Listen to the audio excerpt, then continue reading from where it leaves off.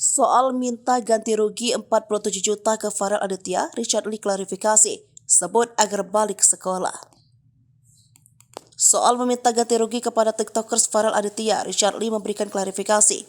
Baru-baru ini, Farel mengaku diminta ganti rugi oleh Dr. Richard Lee usai memutuskan untuk berhenti sekolah. Diketahui Farel ini merupakan TikTokers asal Medan. Sebelumnya, ia telah mendapatkan bantuan biaya untuk sekolah dari Dr. Richard Lee. Kendati demikian, secara tiba-tiba Farel memutuskan untuk berhenti sekolah. Kemudian Farel membuat heboh dunia maya dengan menyebut bahwa Dr. Richard Lee meminta ganti uang yang sudah dikeluarkannya untuk membantunya. Tak ingin masalah menjadi semakin lebar, Dr. Richard Lee pun akhirnya membuat video klarifikasi di akun YouTube miliknya. Ia mengatakan bahwa Farel menerima bantuan sekolah darinya tanpa paksaan sedikit pun. Bahkan ia juga membiayai semua keperluan Farel yang harus pindah dari Medan ke Palembang. Tak hanya itu, ia pun juga harus membayar sekolah biaya kos hingga melunasi utang nenek Farel. Ia juga memberikan fasilitas lainnya seperti iPhone, laptop, dan motor.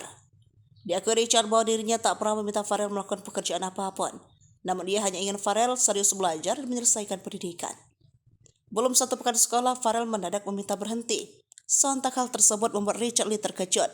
Tak tinggal diam, ia lantas mencari cara agar Farel tetap bersekolah. Ia pun memulai memberikan ultimatum agar Farel mengurungkan keinginannya berhenti sekolah.